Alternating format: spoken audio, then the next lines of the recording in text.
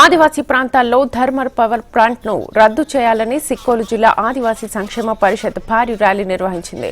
7 రోడ్ల కూడలి నుంచి కలెక్టర్ కార్యాలయం వరకు వందలాది మంది ఆదివాసీలు ఈ ర్యాలీలో పాల్గొన్నారు. వీరంతా పర్యావరణం, ప్రకృతి పచ్చదనాన్ని విధ్వంసం చేసే ఈ థర్మల్ పవర్ ప్లాంట్ ను రద్దు చేయాలని అన్నారు. 3600 మెగావాట్ సామర్థ్యం గల థర్మల్ ప్లాంట్ బూర్నా, సరుబుజ్జిలి మండలాల్లో నివసిస్తున్న ఆదివాసీ ప్రాంతాల్లో నిర్మించడాన్ని వ్యతిరేకిస్తున్నామని ఆదివాసీ సంఘ రాష్ట్ర ఉపాధ్యక్షుడు వాపయోగి అన్నారు.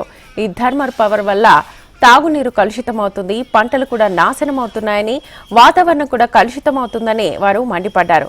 ప్రభుత్వం దీనిని రద్దు చేయకపోతే ఉద్యమించక తప్పదంటూ హెచ్చరించారు.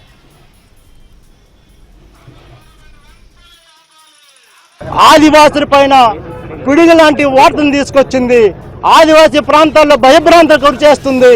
ఏదైతే ఆమదవలస నియోజకవర్గంలో ఉన్నటువంటి వెన్నెల వలస అలాగే పరిసర ప్రాంతాలలో అనేక మంది 3000 మంది ఆదివాసీ ప్రాంతాలు ఉన్నాయి. 3000 మంది ఆదివాసీ జనాభా ఉన్నారు.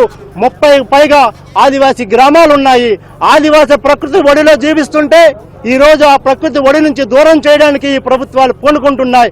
దయచేసి ఈ ప్రభుత్వాలు ఏదైతే 3200 మెగావాట్ల యొక్క పవర్ ప్లాంట్ నిర్మించడానికి సిద్ధపడుతుందో ఆ యొక్క పవర్ ప్లాంట్ తక్షణమే విరమించుకోవాలి.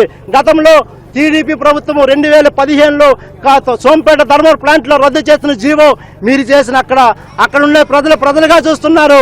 ఈ రోజు మా ఆదివాసుల్లో కుంపటి చేపడానికి చూస్తే ఆదివాసుల యొక్క చరిత్ర శ్రీకాకుళం జిల్లాకే కాదు యావత్ ప్రపంచ దేశానికి తెలుసు.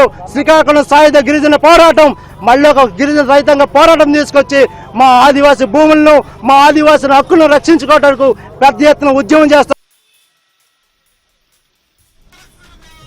హైటెక్ సిటీలోని శిల్పారామంలో సంస్కృతి ఫౌండేషన్ ఆధ్వర్యంలో హైదరాబాద్ త్యాగరాజస్వామి సంగీత ఉత్సవాలు ఘనంగా నిర్వహించారు. సంగీత నివేదనతో త్యాగరాజస్వామి వారిని స్తుతిస్తూ ఆరాధించనున్నారు. ఈ కార్యక్రమం ఫిబ్రవరి 2వ తేదీ వరకు కొనసాగనుంది.